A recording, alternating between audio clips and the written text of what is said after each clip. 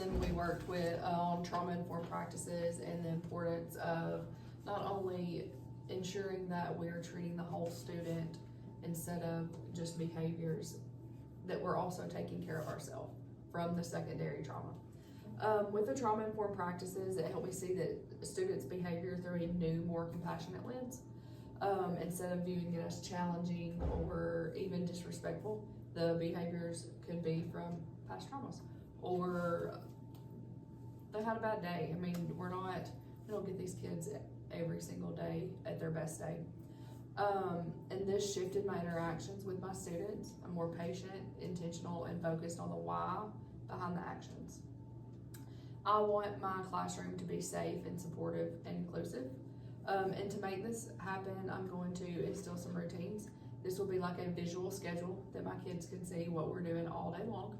And when we're changing classes, what to expect to come, so we're in a good groove. And we'll do daily check-ins, especially, maybe not with all the students, but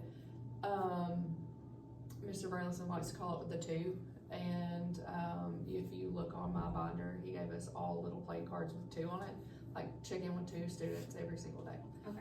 Whether they're not always the same two students, but make sure you're having conversations with two students. And then social emotional learning activities. Okay. This will help students manage stress and communicate their feelings better. I've also committed myself to restorative practice to help guide students through the conflict. Being trauma-informed also means taking care of myself. I will use mindfulness, physical activity, and healthy boundaries to make sure that I am taking care of myself. And by taking care of myself, I'm going to be a better educator for it. And then the next thing was, instead of just assuming a student's behavior is disrespectful, now I'll pause and consider what experience or emotions the student's going through, or what could be driving their actions. This allows me to meet the students with empathy. This has pushed me to reflect on my own actions. I personally struggle with tone at times, and I see that usually not just at school, but in my daily life also with my kids. And so I've been really mindful about that and trying to improve that. This has helped me to help push me to think more about student needs than what they're doing wrong. I'm eager to try new things like the visual schedules so they can see and expect a routine. Understanding how childhood experiences shape behavior and learning has helped me create a more inclusive classroom.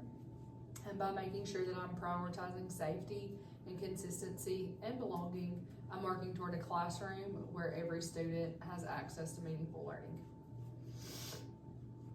Okay. That was really good. Thank you. Really, really good. I think my background in social work and within the foster care system has really helped me dig deeper into this trauma-informed, and I kind of feel like I might have a little leg up on it, You definitely or a have little one step forward. one step forward on what it means and how important it is. You definitely have one step forward. Great job. Thank you. I do have two questions for you. Okay. The first one is, when things get busy or overwhelming, what helps you stay grounded in trauma-informed practices instead of slipping back into old habits? I would say staying calm, actively listening, and not just actively listening, but carefully listening and responding with a more of an understanding. So I can support you instead of reacting out of habit for each individual student.